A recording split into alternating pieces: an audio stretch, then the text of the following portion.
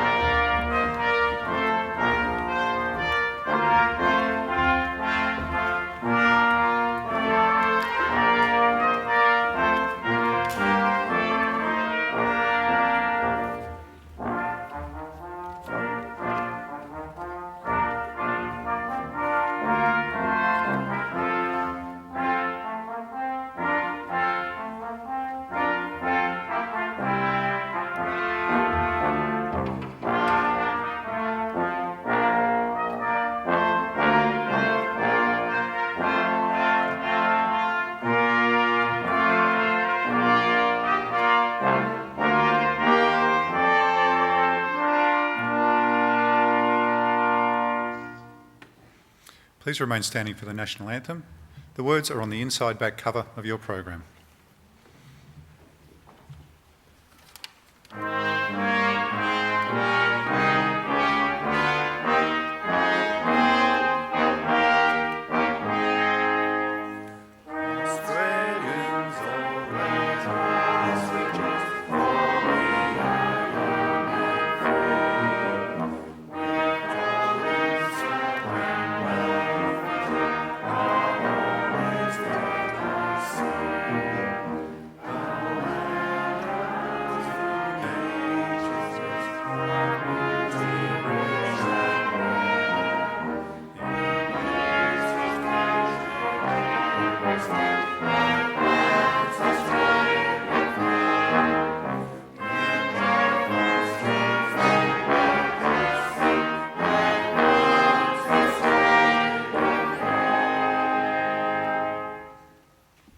Please be seated.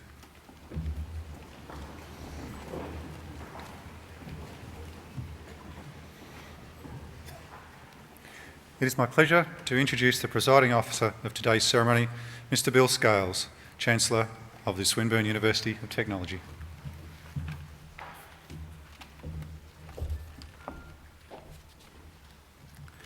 Members of Council, members of staff, distinguished guests, importantly, of course, graduands, ladies and gentlemen.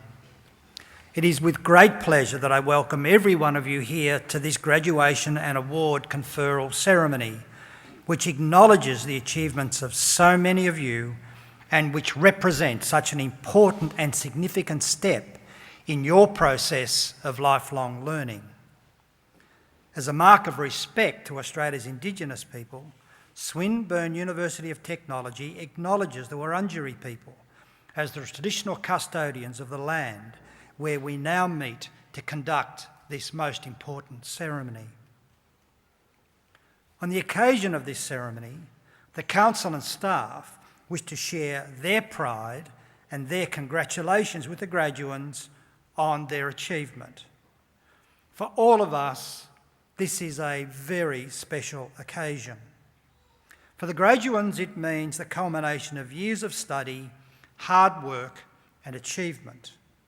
For the parents, families and friends of the graduands, it means that all of the sacrifices which you have made and all of the support which each of you have provided to our graduands here tonight have now finally been rewarded. I'm sure that you, just like us, feel a great sense of pride and happiness in seeing your friend or your family member succeed in this most important way. We are, of course, pleased that so many of you have been able to be with us to attend this celebration. For the teaching and administrative staff of the university, there is enormous satisfaction in seeing our students successfully complete their studies. It's what we do. It's what we're here to do. It's what we believe in. And teaching and providing learning to graduates like this is the thing that most of us actually live for. But it's also an important occasion for the university. Swinburne prides itself in the quality of the teaching and learning which it provides. This wonderful celebration gives public recognition of Swinburne's ongoing commitment to provide our students with a wide range of educational qualifications. These qualifications will assist them in making an ongoing contribution to their chosen profession, certainly, but for Swinburne University, because of its heritage, and most importantly for us, because it will give them the opportunity to make a lasting contribution to their chosen community. Swinburne is committed to being a nationally, but also an internationally recognised institution where our programs are relevant to the world community as well as to Australia. We're committed to this goal because increasingly, and I can tell you graduates that you will not be any exception to this rule, that many of you will find yourself working in many parts of the world, and you will love it. And what we want to do is to prepare you so you can make that wonderful and significant contribution no matter where in the world you decide to make your creative effort. I now call upon Professor Ian Young, Vice-Chancellor and President of Swinburne University of Technology, to introduce tonight's occasional address speaker.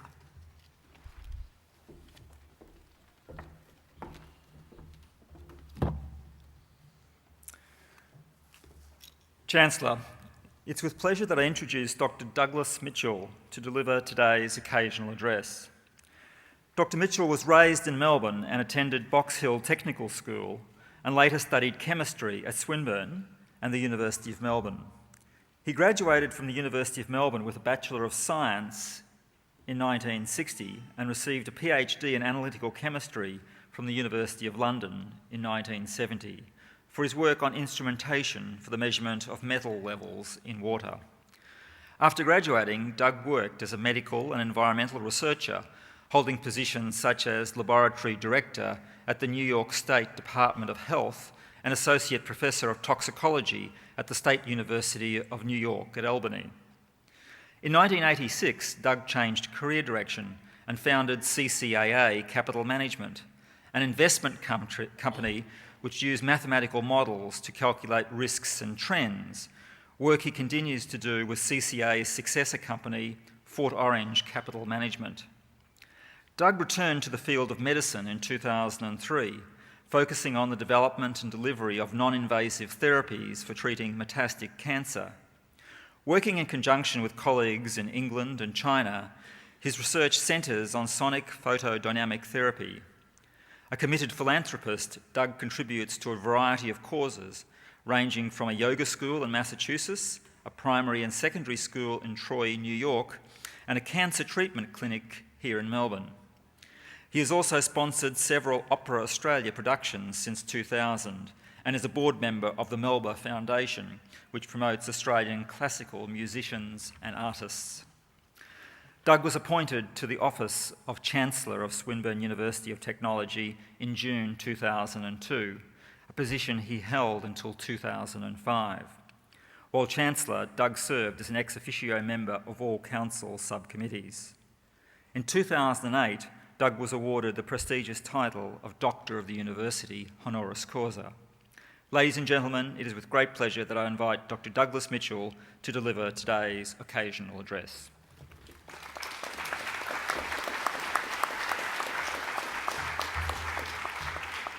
Thank you very much, Professor Young. Chancellor Scales, members of the University Council, members of the academic staff, distinguished guests, graduates, ladies and gentlemen. I think I'd like to basically repeat what Chancellor Scales said. We're basically here to celebrate your achievement in graduating. And celebrate, I think, is exactly the right word. What you've all done is you have worked hard, you've achieved something, you've got something useful, and this doesn't happen to us every day. You deserve to be recognised for this. Recognition lifts our spirits and confirms we're on the right track. I'd also like to point out that this is a very good time to acknowledge that you didn't do it all by yourself. Your parents, relatives and friends helped you. They may have supported you financially and so on. You're also helped by teachers at Swinburne. Great teachers are a priceless asset, and you'll have been taught by some of them. So tomorrow is a good time to send them an email and to say thank you, and today is a good time to thank your family, relatives and friends and all those who've supported you. The good news about graduation is that it usually opens up further opportunities in our working life.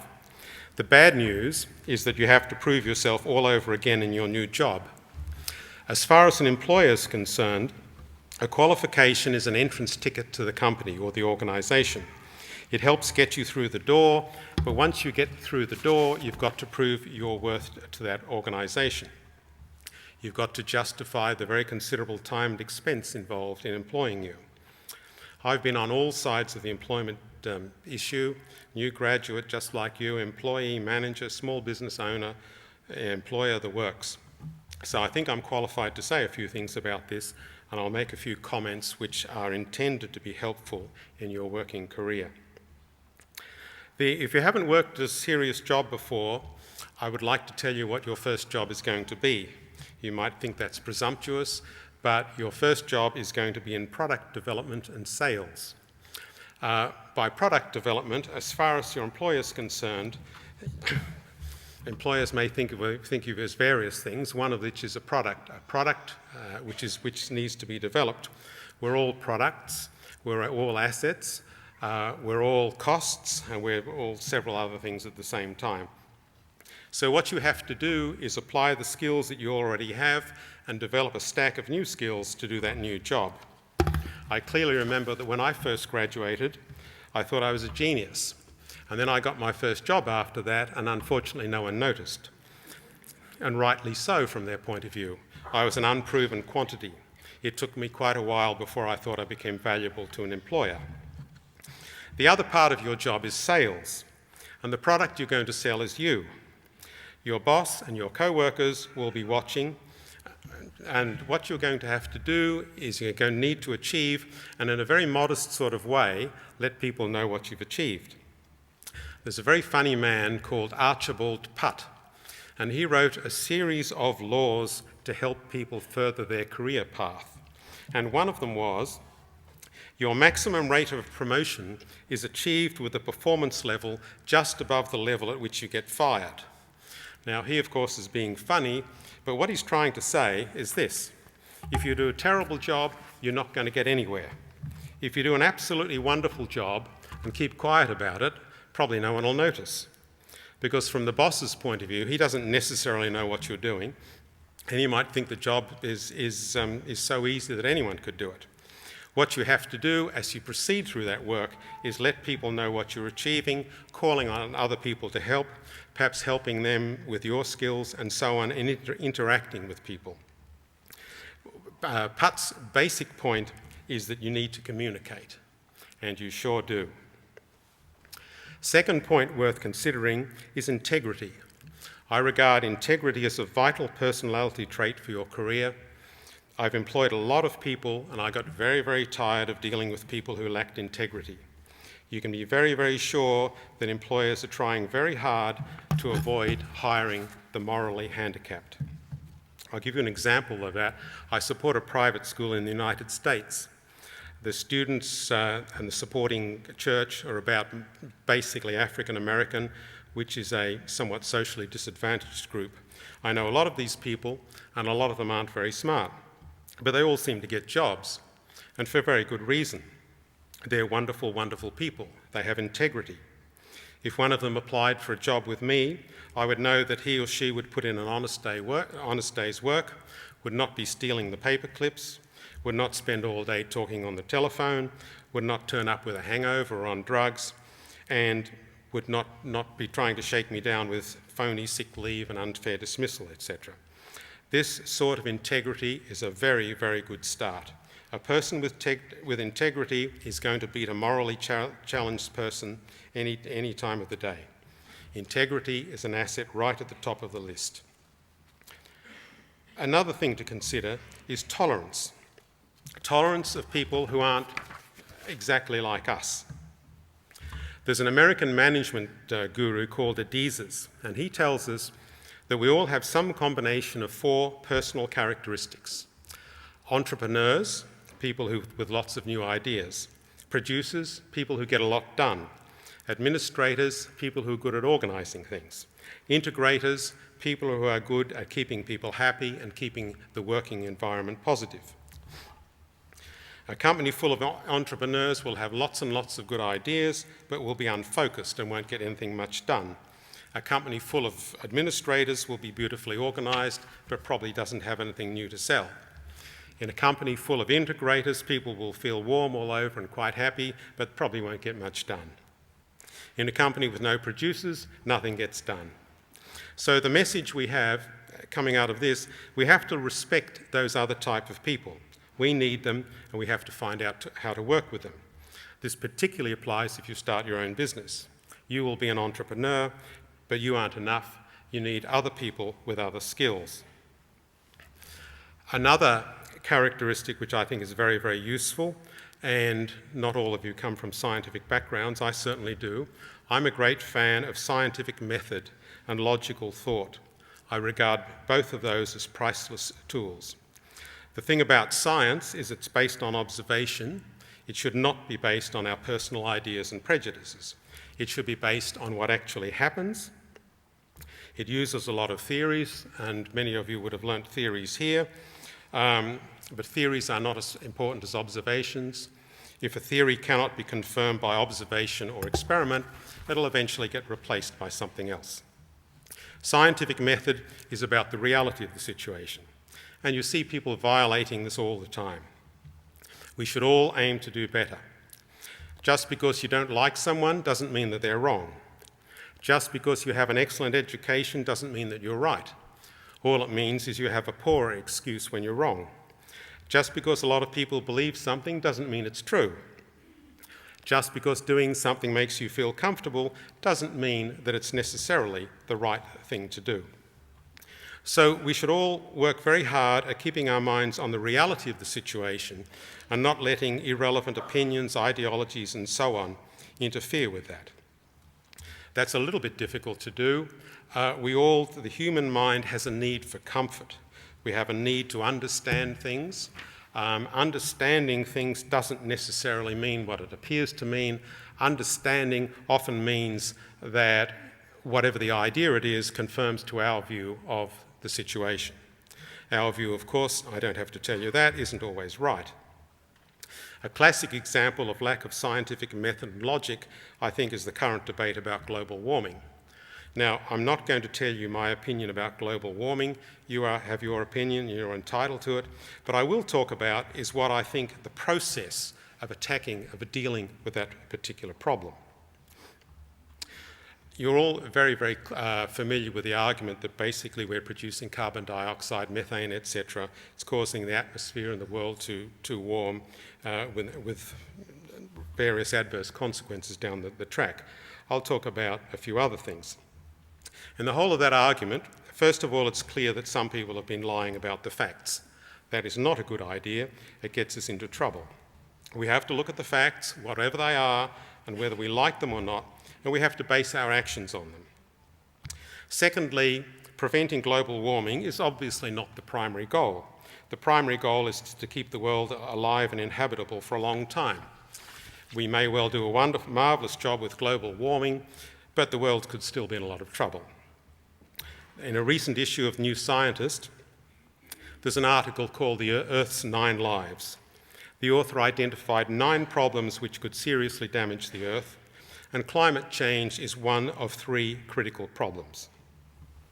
So that's a sort of a broader approach to that particular situation. What we have to do is identify these risks, and then we have to ask ourselves what we're willing to pay to reduce those risks. So far, of course, we've paid a lot of money. You're all very familiar with that. Plus the fact, I saw an estimate a little while ago, that using food as biofuels has increased the cost of food, needless to say, and put another 100 million people in the world into poverty. So there are some of the facts associated with it. As I said, I'm not going to tell you what I think we should do, but I think we have to thoroughly think through these problems because the consequences of what we do and what we don't do are just very, very large. Finally, I'd like to quote a philosopher. This is someone you've never heard of. The philosopher's name is Abraham. And Abraham addresses issues in life. When we go through life and we have problems, the question always arises, who's to blame? Is it some evil person around us? Is it our relatives, our friends, our country, the world? Is it the boss at work, the company, or whatever it could be? Another possibility which we do have to consider is that our problems are the result of our own actions. Abraham tells us we attract our experiences to ourselves. Well, I'll repeat that. We attract our experiences to ourselves. What he's saying is if we have a lot of good experiences, it's because we attracted them. If we have bad experiences, we also attracted them. I think there's a tremendous amount of truth in this. Another way of saying it, we tend to get what we deserve. Some people go through life with lots of good experiences and few bad experiences. Others mess up their lives. One example for that is we all attract our friends. If we go and look at our friends, if they're a group of wonderful people, that's just great. If they're a group of marginal people, maybe you need some better friends, or maybe you need to improve yourself. So what I'd like to suggest is that you all go out into your working lives with the intention of attracting a lot of positive experiences. Take Abraham's advice. Attract to yourself the type of experiences, career, partners, friends, colleagues, and so on that you would like to have. Thank you very much.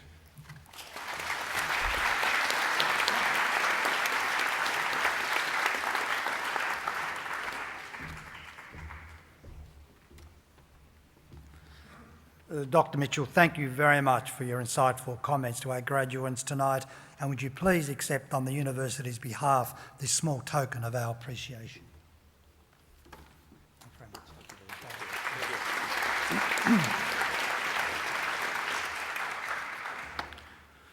I now call upon Ms. Jan McAdam, Associate Director of Client Services, to verify that the graduates listed in the program are in fact eligible to receive their awards.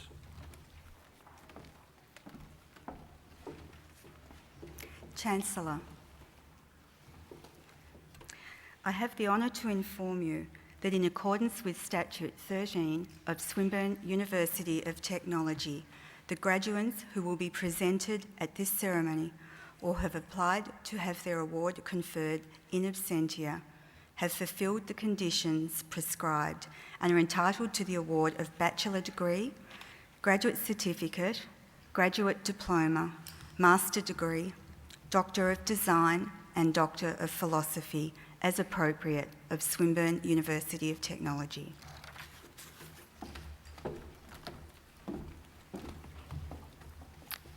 Thank you very much. I must say I'm always pleased when I hear that you are all ready to graduate and you're all qualified to graduate. Well done and congratulations. By virtue of the authority vested in me, and if I could ask all graduates to please stand,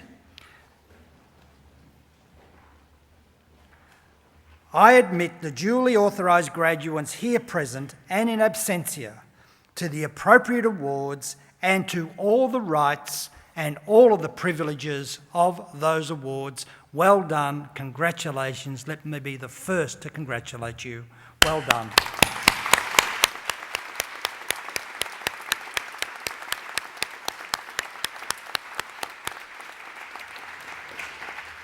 Graduates, please be seated.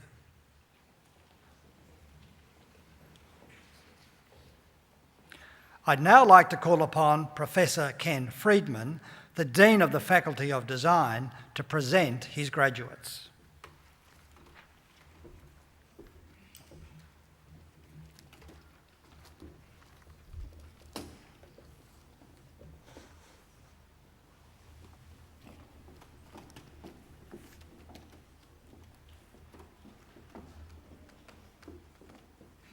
Chancellor, I have the honor to present to you the graduates on whom you have conferred an award. For the Bachelor of Design in Industrial Design, David Amar.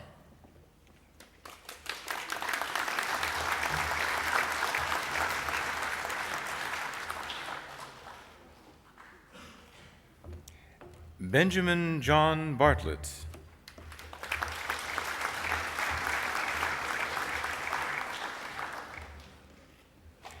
Benjamin David Gregor.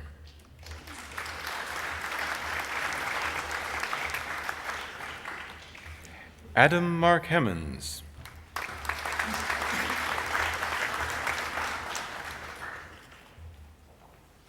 Thomas Ian Hurd.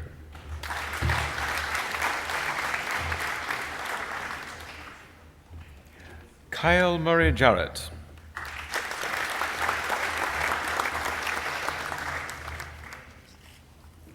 Krista Judith Lindiger.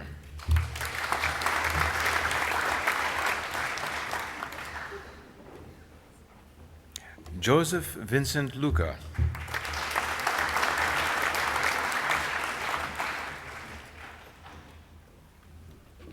Hugh Timian Nguyen.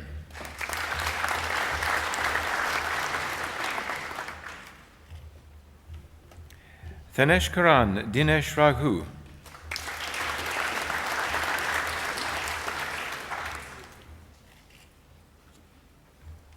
Rowan Joseph Reed.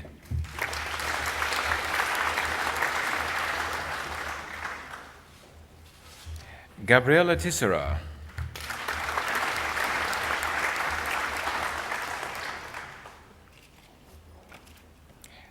Aaron James Westgarth.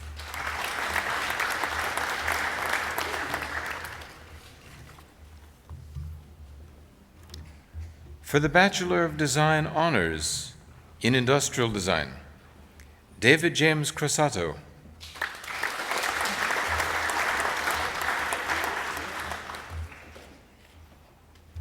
Sarah Jean Feller.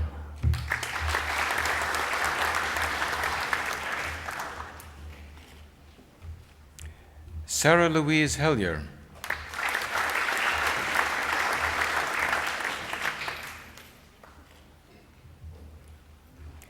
Benjamin Daniel Hopley.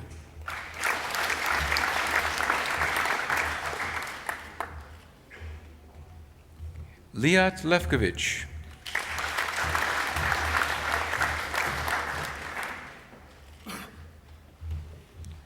Thomas Robert Luke.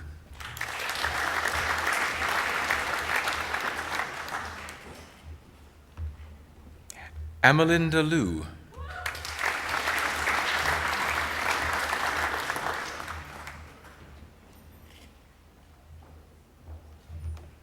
Gianni Renda.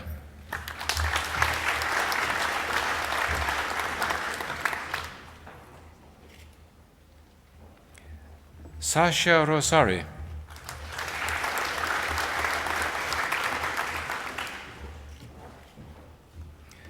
Supakiji Nusorn Sirinit.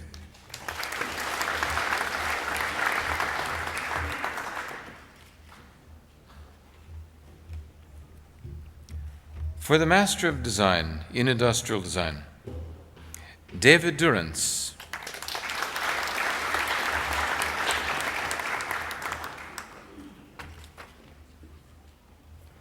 Minling Yang.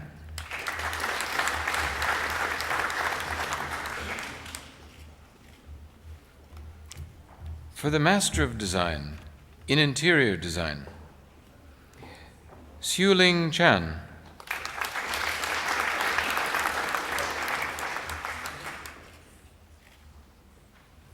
Yun Hyun Park.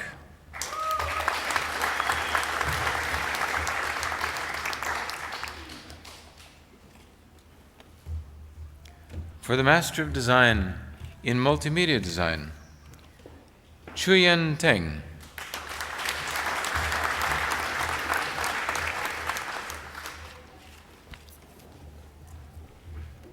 Chancellor, I have the honor to present to you the graduate on whom you have conferred the degree of doctorate, Amy Mengfen Tsai.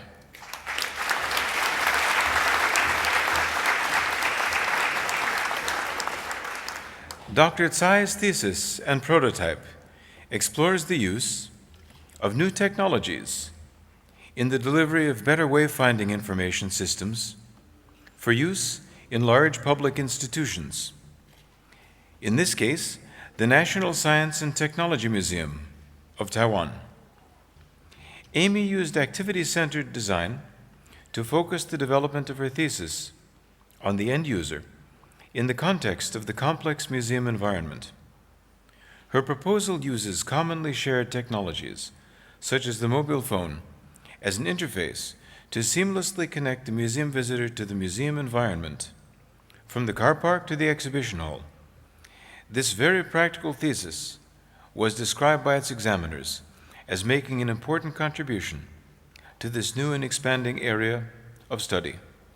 Chancellor, I present to you Dr. Amy Mengfen Tsai for the degree of Doctor of Design.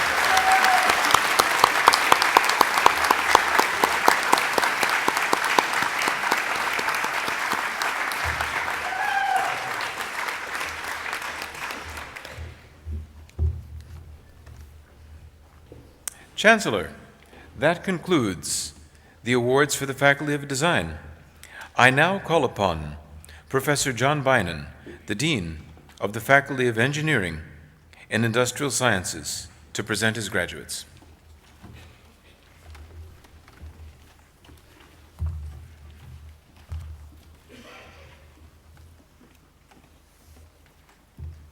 Chancellor, I have the honour to present to you the graduates on whom you have conferred an award.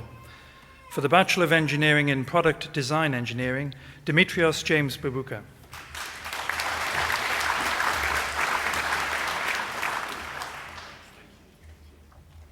Jacqueline Victoria M. Downing.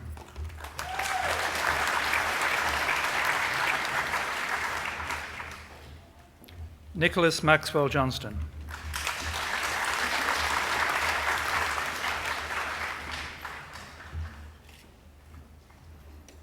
Alexander Lee Knorr.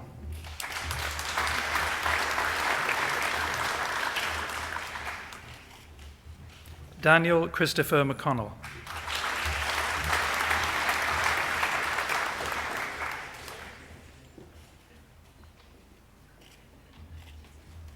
Abby Imogen Thompson Reynolds.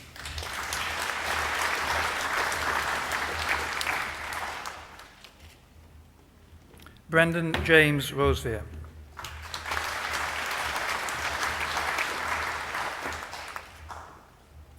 Neil Walter Strobeck.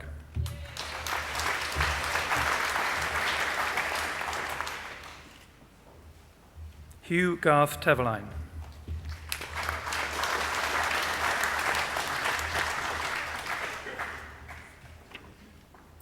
Tristan Douglas Wright.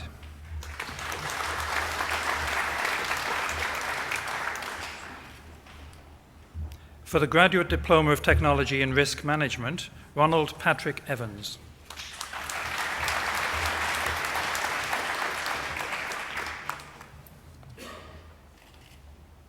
For the Master of Aviation in Management, Adil Ashami.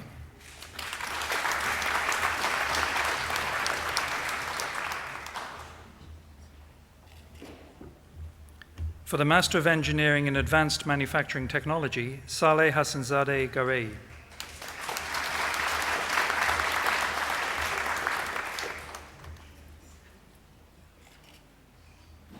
Sravan Kumar Koneru.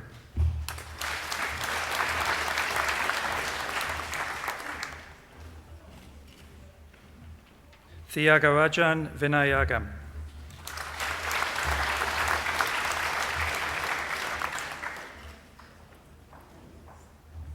For the Master of Engineering in Microelectronic Engineering, Malik Arjuna Reddy Busireddy.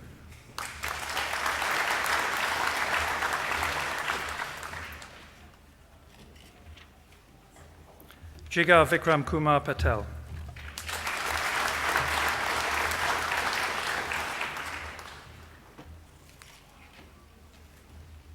For the Master of Technology in Advanced Manufacturing Technology, Kanan Jagathala Krishnan.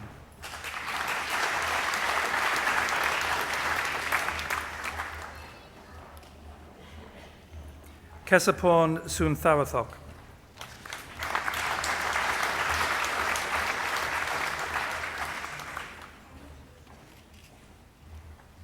For the Master of Technology in Civil Engineering, Chokayan Shanmuga Raja.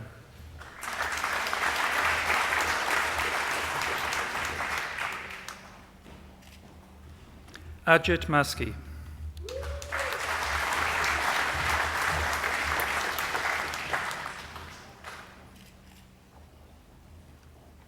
Syed Ali Musavi.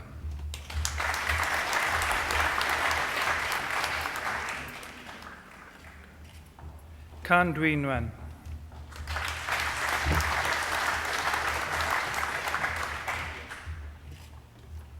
Son Van Nguyen.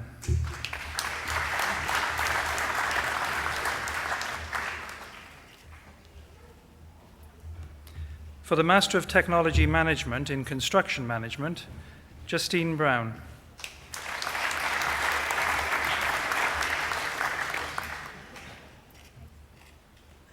Dieter Christian Burkhardt.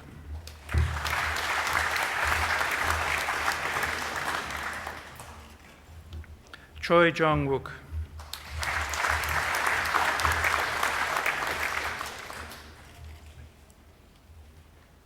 Edwin Julian Hogan.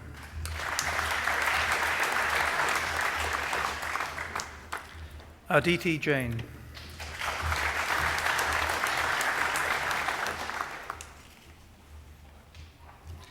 For the Master of Engineering Honours in Advanced Manufacturing Technology, Hardikuma Madhubai Kathiria.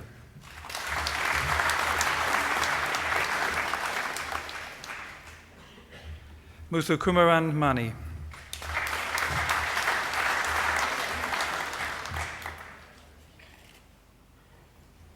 Dhaval Ratilal Patel.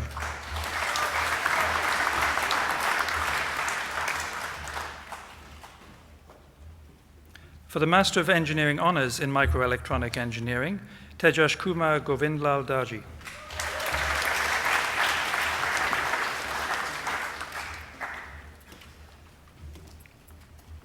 Chancellor, I have the honour to present to you the graduates on whom you have conferred the degree of doctorate. For the Doctor of Philosophy, Sven Teichmann.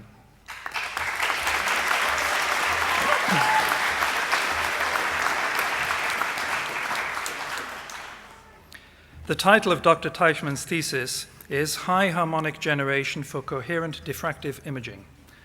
Dr. Teichmann's research features experimental work on a high harmonic generation source and coherent diffractive imaging. High harmonic generation produces coherent and laser-like extreme ultraviolet and soft X-ray radiation based on the frequency upconversion of laser light. A novel and successful approach of employing harmonic emission that consists of multiple harmonic orders is presented. This emission is utilized for coherent diffractive imaging by illuminating a sample of unknown structure, such as a membrane protein. The sample's diffractive image is processed by computational algorithms and the sample structure recovered. This work may prove valuable for time-resolved spectroscopy, sources of soft X-ray and extreme ultraviolet radiation, as well as imaging based on harmonic emission. Chancellor, I present to you Dr. Sven Teichmann for the degree of Doctor of Philosophy.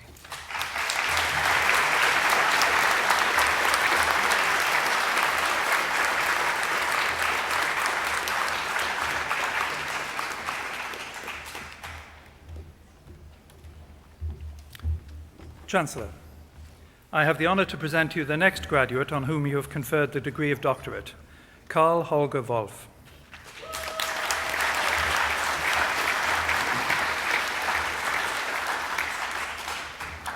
The title of Dr. Wolf's thesis is Femtosecond Ablation and Characterization of Microfabricated Atom Chips. Dr. Wolf demonstrated the laser ablation of metal films to microfabricate atom chips with complex patterns. An atom chip uses magnetic microcircuits on a silicon substrate for storage and precision control of ultra-cold atoms. A pulsed femtosecond laser was focused to a submicron spot in order to write insulating grooves in a chip which was nano-positioned using computer control. Several probes, including a scanning electron microscope, a newly developed magnetoresistance microscope, and ultracold atoms, were used to characterize the physical and magnetic properties of the ablated microstructures. Fast, precision fabrication of atom chips has potential applications in the development of future quantum technologies. Chancellor, I present to you Dr. Karl Holger Wolf for the degree of Doctor of Philosophy.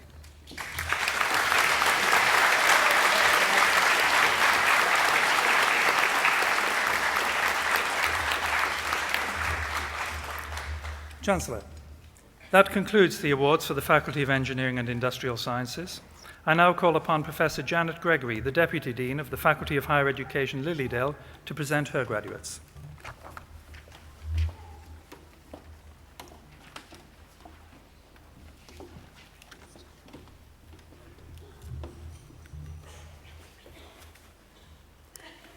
Chancellor, I have the honour to present to you the graduates on whom you have conferred the award for the Graduate Certificate of Technology in Business Systems Design and Management, John Anthony MacDonald.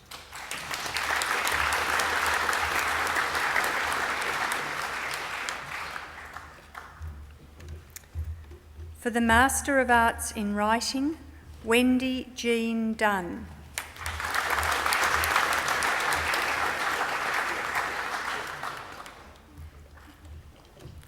Belinda K. Ellis.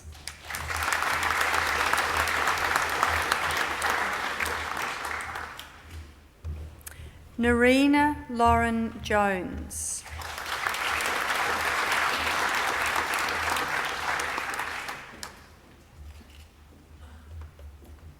Daniel Matthew Zalek.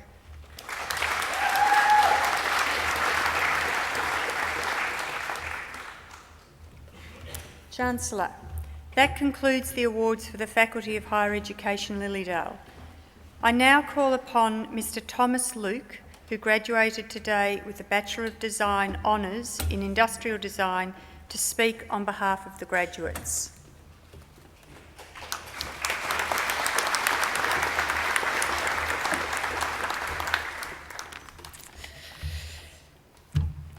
Chancellor, members of the University Council, distinguished guests, fellow graduates, ladies and gentlemen.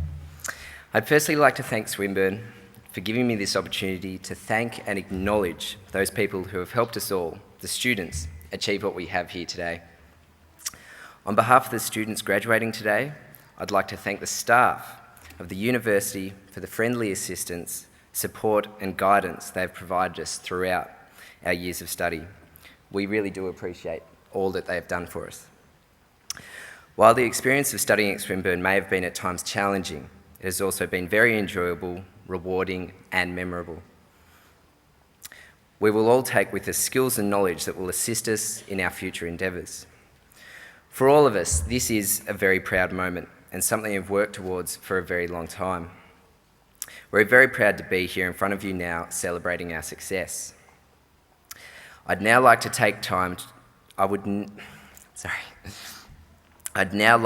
this opportunity to thank, most importantly, all of our family and friends for their support.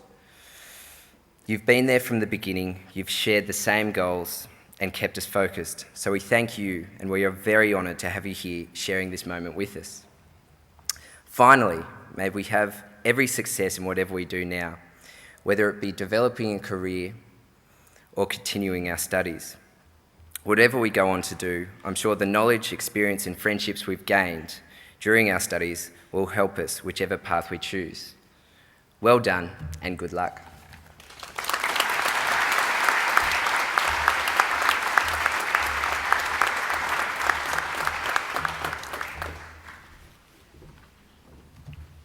And Thomas, thank you.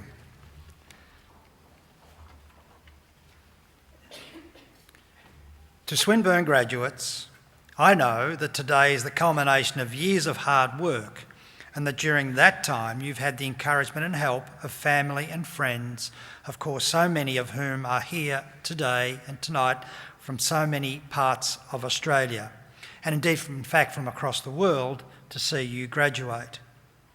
On yours and the university's behalf, I do wish to thank them for their support of you during your studies here at Swinburne. I'm absolutely sure that they, like us, are incredibly proud of everything that each one of you has achieved. Graduates, I'm going to ask you to now stand and turn around and face your family and friends and join with me in thanking them with applause.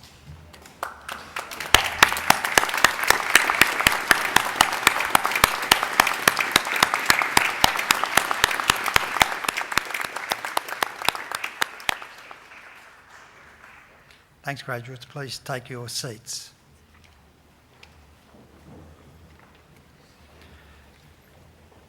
Graduates, I think it is also appropriate for me to take this opportunity on your behalf to thank the teaching and administrative staff of the university for their contribution to your education here at Swinburne. Could I ask all of the administrative staff and the academic staff to please stand?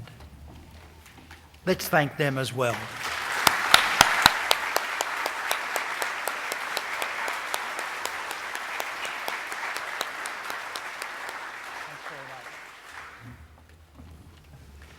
Graduates, I do trust that you will consider that this really is only the beginning of a lifelong association with us here at Swinburne.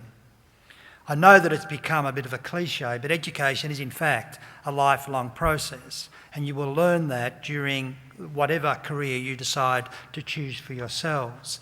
And I do hope that you will consider us here at Swinburne when you decide to take that next step in your process of lifelong learning. I'd also, on behalf of the university, like to encourage you to participate in the activities of the Swinburne Alumni Association. The Alumni Association has many groups in many parts of the world. It's there and we establish it really to support you. I suppose what we know from experience is that many of you will find all sorts of ways of supporting yourselves and each other during your career development. And the Alumni Association is one way of doing that. Use it. It's there for you. We created it for you. We support it for you. We want you to use it in a way which best meets your needs. So if you feel as though it meets your needs, please do what you can to be part of that, because we would think that you'll find that it will in fact help you over the lifelong period of your career. Ladies and gentlemen, that now finishes this part of this most important ceremony. And I'd like to thank not only the graduates for all of the hard work that they've put in to achieve their award, but quite clearly all of those that have supported our graduates. I know that many people have said this, but what we know, of course, is that these people, young and not so young, would not have been able to achieve what they've achieved without you. We value that. And so to the extent that we can provide you with this small token of our thanks, please accept it in that vein. Ladies and gentlemen, that finishes this important ceremony. Thank you.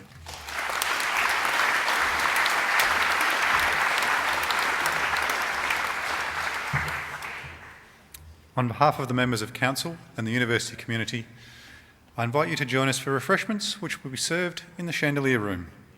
If you would now please stand while the official party, academic procession and procession of graduates leave the hall.